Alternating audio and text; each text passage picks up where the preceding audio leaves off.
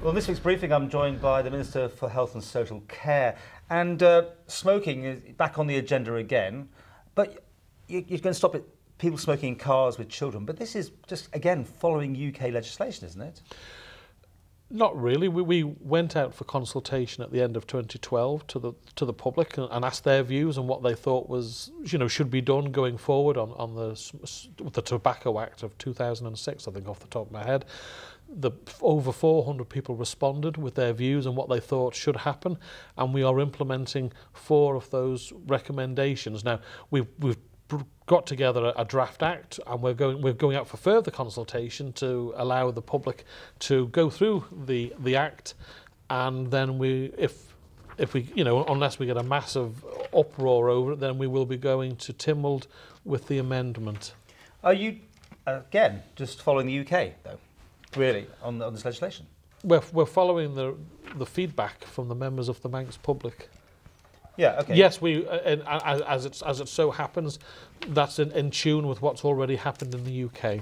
And I think Jersey are even ahead of that. But where's the big changes, like the Australian model, which is, even the UK is looking at that now, aren't they? To ban any sort of packaging advertising on cigarettes, make them look really unattractive in just brown paper packaging.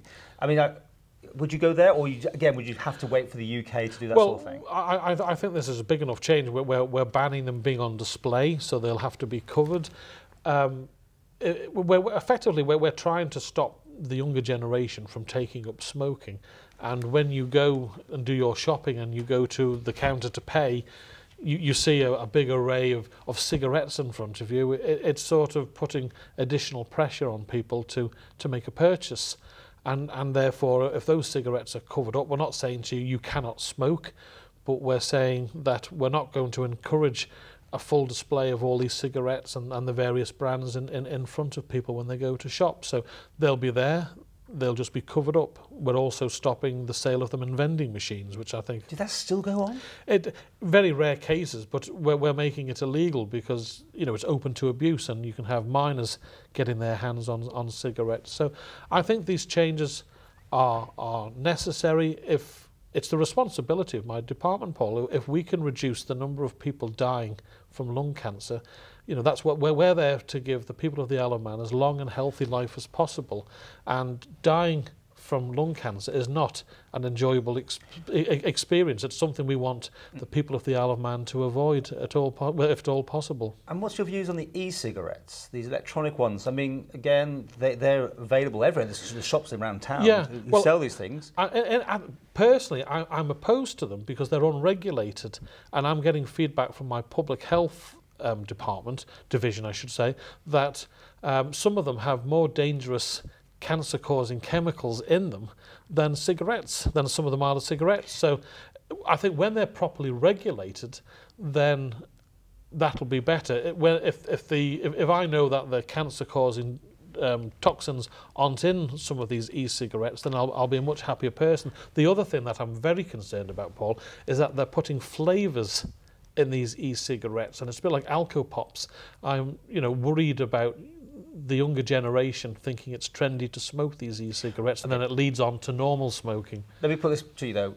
In a car, an adult with a child can continue to smoke an e-cigarette after everything you just said there, your worries and concerns. Is that right? I mean, it's only affecting what we call the traditional cigarette, not an e-cigarette. It's only affecting the traditional cigarette. And yet you just said, wouldn't that be something that you should look at then? Really say, well, if that's the case, we should really be ahead of the game here. We should ban all cigarettes, be it electronic or the old-fashioned one, and be progressive, rather than just following other people. That's a personal viewpoint. However, if there was to be a significant number of the public agree with me and brought that in, then I'm sure we would look at it going forward. Are you not concerned then for that very thing, that people might be putting themselves at danger by you pushing them down the route almost to say, well, I can't now smoke in a car. Oh, but I'll get my electronic one out, and that's just okay because that's not covered by the legislation. Well, I suppose it's a step at a time. The smoking, the damage from a normal cigarette is considerably worse than the vast majority of the e-cigarettes. So it's prioritising. I think the public will accept a ban on smoking in a car when there's a child about. I might struggle to get the support for the e-cigarette, and who knows, in the future we might be sitting in this chair having a conversation that I've now got the background support, the technological advice that we can ban certain types of e-cigarette.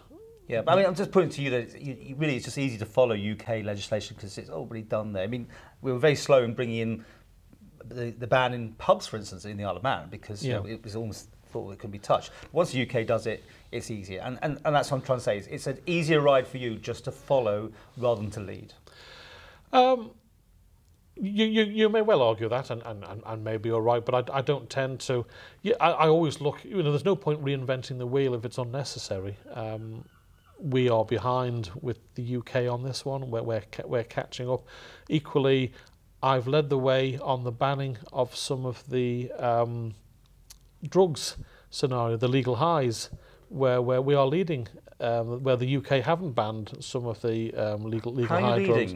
Well, because you have to, each one comes forward, then you have to. Yeah, well, we have implemented bans on MDAI, for example. Guernsey's made a complete ban last week on everything. They've made a complete ban on everything, and isn't that leading the way? Well, that is leading the way. But you've compared with us with the United Kingdom, and we have.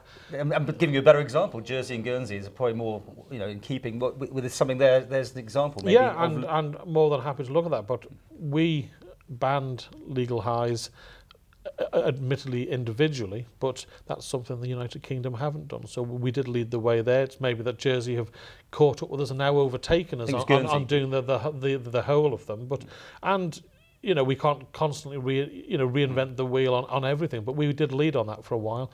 I'm more than happy to have a word with the Home Affairs Minister to discuss legislation on doing it on a permanent basis for all across the board.